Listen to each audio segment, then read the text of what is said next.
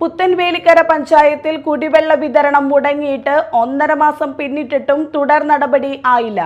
70% പേർ പൈപ്പ് വെള്ളത്തെ ആശ്രയിക്കുന്ന ഇവിടെ പണം കൊടുത്താണ് ഭൂരിപക്ഷം പേരും വെള്ളം വാങ്ങുന്നത്.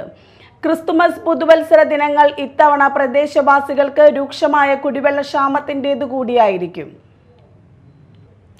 പുത്തൻവേലിക്കര പഞ്ചായത്തിൽ കണക്കൻകടവ് റെഗുലേറ്റർ കം ബ്രിഡ്ജിന്റെ ഷട്ടറുകൾ തകർന്നതും താൽക്കാലിക ബണ്ട് നിർമ്മാണം പൂർത്തിയാകാത്തതുമാണ് കുടിവെള്ള വിതരണം തടസ്സപ്പെടാൻ കാരണം.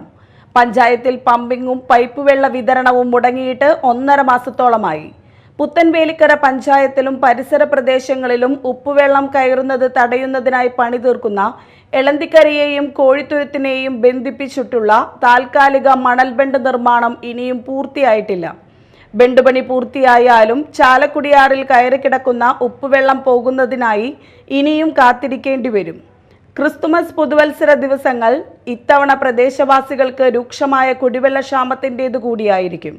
താൽക്കാലിക പരിഹാരം എന്ന നിലയ്ക്ക് 2 ടാങ്കറുകളിൽ ഇവിടെ കുടിവെള്ളം എത്തിക്കുന്നുണ്ടെങ്കിലും അതുകൊണ്ട് യാതൊരു പരിഹാരവുമില്ല. 70% പേർ പൈപ്പ് വെള്ളത്തെ ആശ്രയിക്കുന്ന ഇവിടെ പണം കൊടുത്താണ് ഭൂരിപക്ഷം പേരും വെള്ളം വാങ്ങുന്നത്. 1000 ലിറ്ററിന് 1000 രൂപയാണ് ചാർജ് ഈടാക്കുന്നത്. സാധാരണക്കാരെ സംബന്ധിച്ച് ഇത് നൽകി വെള്ളം വാങ്ങുക എന്നത് ബുദ്ധിമുട്ടാണ്.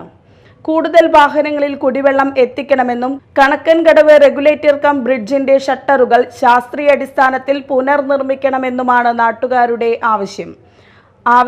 ദുരന്ത നിവാരണ നിയമം അനുസരിച്ച് ഇവിടെ ജനങ്ങൾക്ക് കുടിവെള്ളം എത്തിക്കാൻ നടപടി വേണമെന്നാവശ്യപ്പെട്ട് പൊതുപ്രവർത്തകർ അധികൃതർക്ക് നിവേദനം നൽകിയിട്ടുണ്ട്.